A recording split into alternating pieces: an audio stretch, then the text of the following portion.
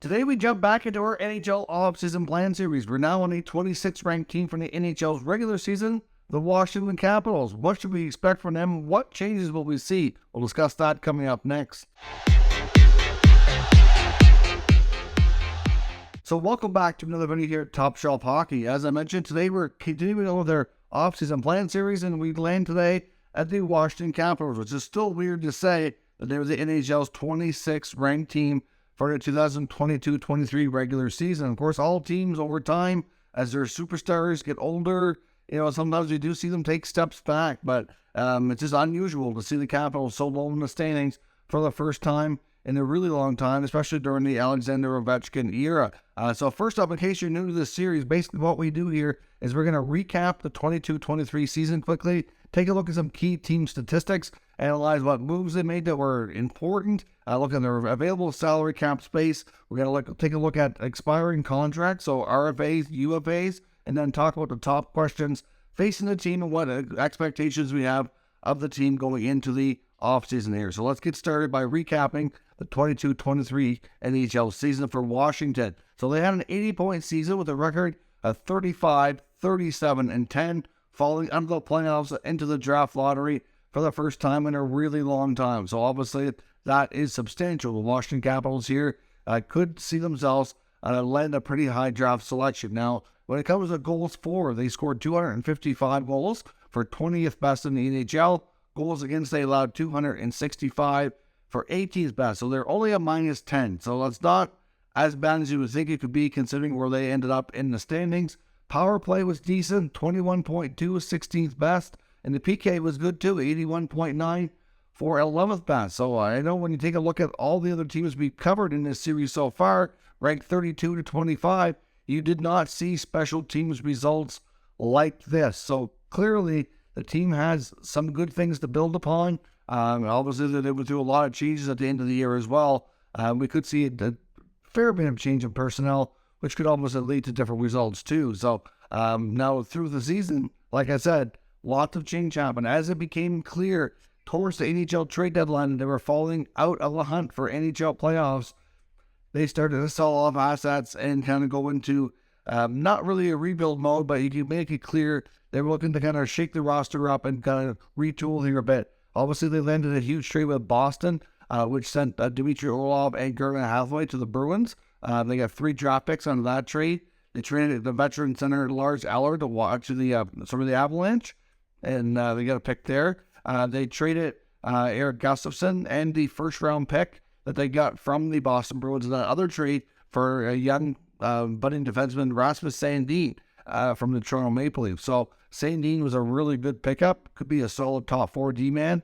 Instead, they gave up a first-round pick and an expiring contract on a veteran D-man. But overall, I think that's a pretty good price to pay for a young asset that's going to be a big part of your team's future. And they also traded Marcus Johansson to the Minnesota Wild. And then at the end of the year, they decided to mutually part ways with head coach Peter Laviolette. Laviolette was on an expiring contract, and after discussions between him and the team and GM Brian McClellan, they decided it was best that they go in a new direction and hire a brand new head coach. So that's going to be part of what they need to do this offseason for sure. So they really did sell off a lot of pending UFA assets. So like I said, we can kind of see a little bit of a retool on the fly, and at the same time bringing in a nice young asset in Sandin, which was a nice pickup in my opinion by the Washington Capitals. Now looking at their salary cap space, they don't have a lot of room, and they really probably need to try to be creative in how they go about things. They actually have $77 million in cap space already tied up for next year on a total of 18 contracts. And that only gives them $6.4 million in cap space, and that only leaves them needing, anywhere from 2 to 4 players. So it's mostly going to be cheaper contracts, unless they, of course, make some trades, which is kind of what we're going to talk about in a few minutes, which is widely expected, at least that they would like to. Doesn't mean they'll be able to. Of course, it takes 2 teams to make a trade work, sometimes more. So we'll see what they could be working on later in the video. Now, first off, let's take a look at internal business before we look at external business and potential trades and other moves they might make.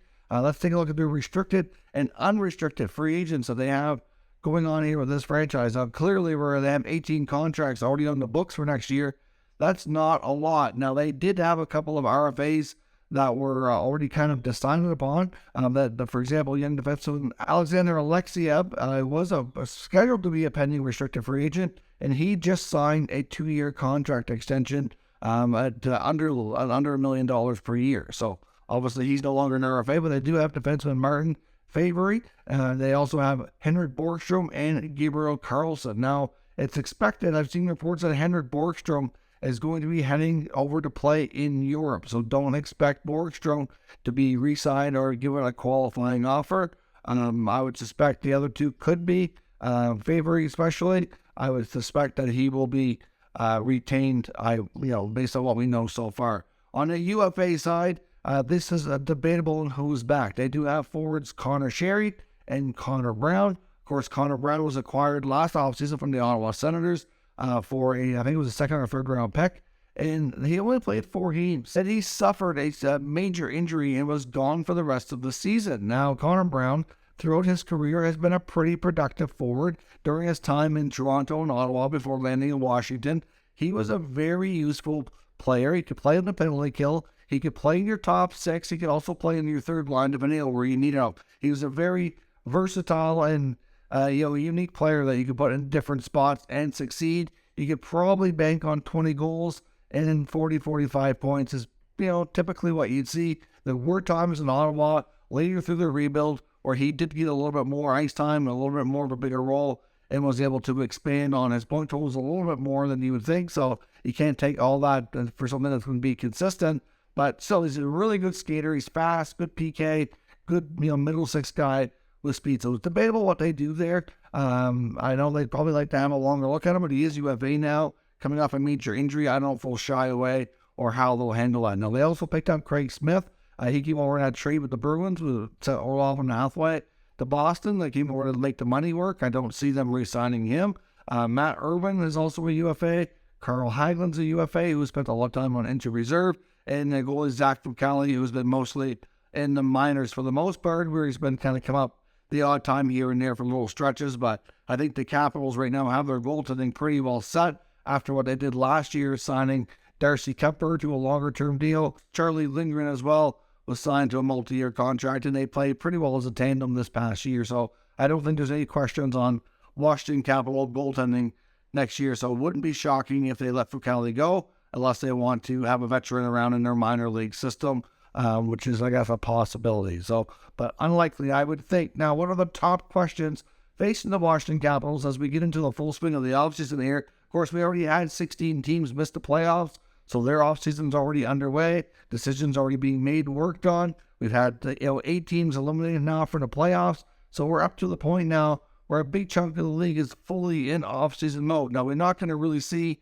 any trades or anything until the playoffs are done, the Stanley Cup's awarded. You could see a trade. I'm not saying you won't, but it's less likely. If you do, it'd be minor, maybe involving a prospect or something of that nature. But, either way, the Capitals, I think, are going to be an interesting team to take a look at here as the full offseason gets underway. Now, first up to me, one of their top burning questions is, who is your new head coach? GM Brian McClellan has been there for a while now. He's gone through a couple of coaches. Who's his next head coach? I would think that they're going to need to make sure they bring in somebody who's able to work well with Alex Ovechkin. Of course, they want his last few years there to be successful. We know he wants to win and compete, try to chase another Stanley Cup, and of course, chase down Wayne Gretzky's record before his time in the NHL is over.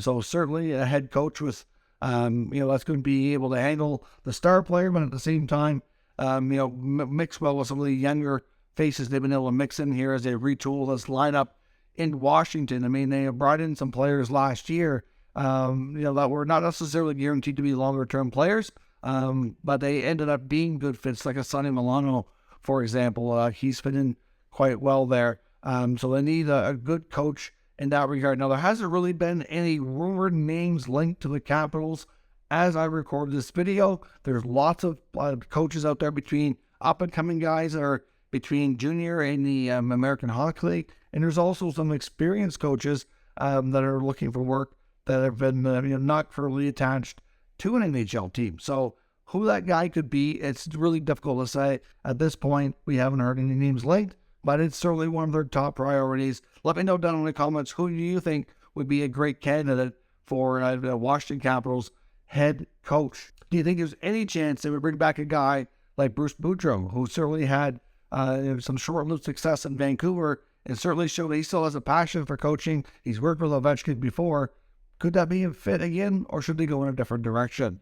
Now, we know that Evgeny Kuznetsov, with one of their top centers for a long time, has been long rumored here for well over a year to have requested a trade. The trade never happened last offseason, and it's rumored that it's very much on the talks to happen again this offseason. So could this be the summer that Kuznetsov is actually traded? I know we talked the other day about a swap of players, and maybe with the Winnipeg Jets, for example. They're looking for centers as their centermen, like in Scheifele and Dubois, have a lot of question marks over their future with their franchise. Could there be a fit to swap players? Maybe that's just something that we discussed and mused over. But at the same time, Kuznetsov has been, unhappy. I think the relationship, I think it goes both ways from what we've heard. It's not just the player unhappy. I think it's the team unhappy with the player and his inconsistent results that have been just as much part of this. So is this the year that Kuznetsov has finally moved? We will see, because there's also, uncertainty over Nicholas Backstrom. I think based on what GM Brian McClellan had to say on Backstrom at the end of the season, it certainly made it sound like, he wasn't convinced that Backstrom is really playing anywhere near 100%, and that he had to make some tough choices.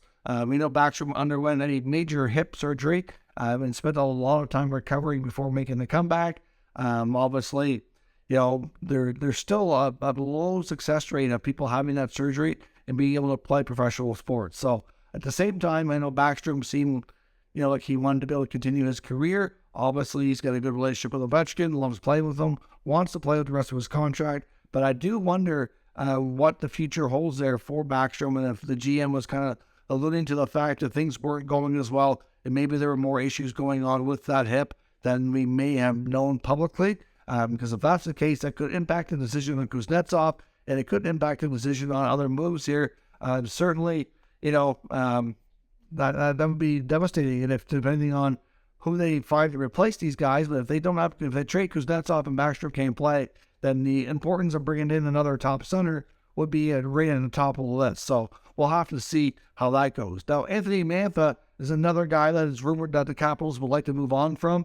He has not worked out since they made that trade with Detroit, swapping Jacob Burana for Anthony Mantha. Of course, we've seen Burana also move on from Detroit to St. Louis, where he seemed to have found his game and scoring at a good rate there at the end of the year. So be curious to see if that works out longer term. But Mantha, on the other hand, has had multiple times here in Washington where he just can't get going, and he's obviously a guy who tends to miss time, and then an inconsistent play on top of that. When he is in the lineup, he's been a healthy scratch at times as well.